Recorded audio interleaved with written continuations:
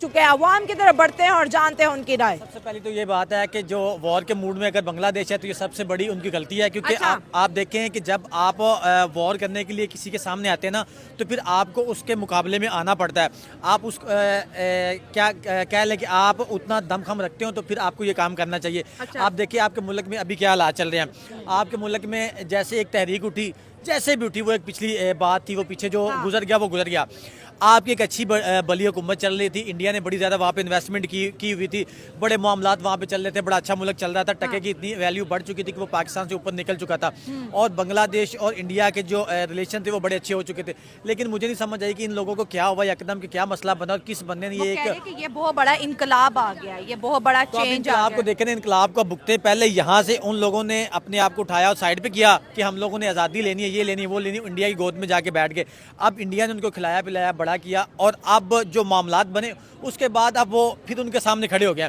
तो ये चीज़ मैं समझता हूँ कि बिल्कुल नामुनासिब है। अगर उन लोगों ने ये सारा फेंसिंग कर रहे हैं तो वो अपनी जो डेवलपमेंट कर रहे हैं, जो अपने आप को वो सेव करने की कोशिश कर रहे हैं, सेव कर रहा है खुद वो को। इन्हें सेव करने की कोशिश कर रहे हैं, तो ये सबसे अच्छी चीज़ है, क्योंकि वो वॉर वगैरह से, जंग वगैरह से या इस चीज़ों से बहुत आगे चला गया। वो दुनिया के साथ ट्रेड करना चाहता है, वो दुनिया के साथ इकॉनमी में बीट करना चाहता है, दुनिया के साथ वो जंग में नहीं जाना चाहता, वो इकॉनमी की जंग लड़ना चाहता है। चीन देख ले, अमेरिका देख ले, रशिया देख ले, उनके किसी मुल्क के साथ कोई क्लैशेस हैं भी, कोई मामलात हैं भी, वो वहाँ तक है। लेकिन जहाँ पे उनकी ट्रेडिंग की बात आती है, जहाँ पे उनकी कौम की बात आती है, जहाँ पे उनकी नेशन के फ़ायदे की बात आती है, तो वहाँ पे उनके जो जय शंकर है, जय शंकर है, वो वहाँ पे जाते हैं, उसको पता है कि भाई हमने यहाँ से ये काम करना है और हमें फायदा होना है। सर एक इम्पोर्टेंट बात तो ये भी है ना कि अगर पिछले 5-6 दिनों का रिकॉर्ड देखें तो बांग्लादेश की होम मिनिस्ट्री ने एक प्रेस कॉन्फ्रेंस करके कहा था कि हम इंडिया के साथ बॉर्डर पर फेंसिंग से रिलेटेड या इधर उधर कोई भी जो इम्पोर्टेंट एग्रीमेंट है वो तमाम बहुत जल्द कैंसिल करने वाले, या हो सकता है कैंसिल कर दी हो।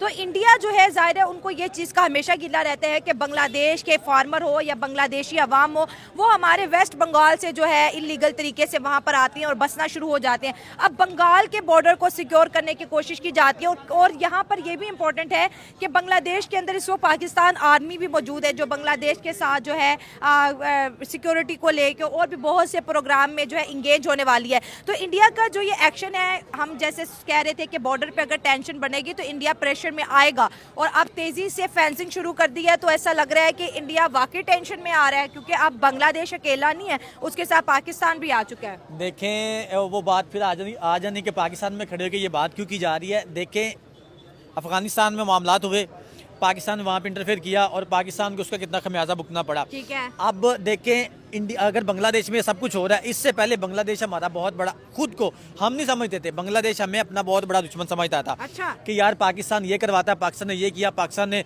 1971 में ये किया, इंडिया हमारा बड़ा हमसाया मुल्क है, हमारा बड़ा दोस्त है, हमारे साथ उसने बड़े अच्छे रिलेशन किए हुए हैं। हाँ। अब जब इनके ये मामलात सारे हुए हैं तो अब इनको चाहिए कि अपने जो पाकिस्तान है, जो मैं समझता हूँ क्योंकि अपना हर बंदे का पॉइंट ऑफ व्यू है, पाकिस्तान इस चीज़ में पड़ेगा तो पाकिस्तान को फिर नुकसान होगा। बांग्लादेश को तो जो होना था वो हो रहा है। अब ISI के साथ पीछे मैंने कुछ फुटेज देखी थी, पाकिस्तानी जो आर्मी चीफ है और उनके कुछ बड़े ओहदेदारान हैं वो आपस में बैठे हुए हैं।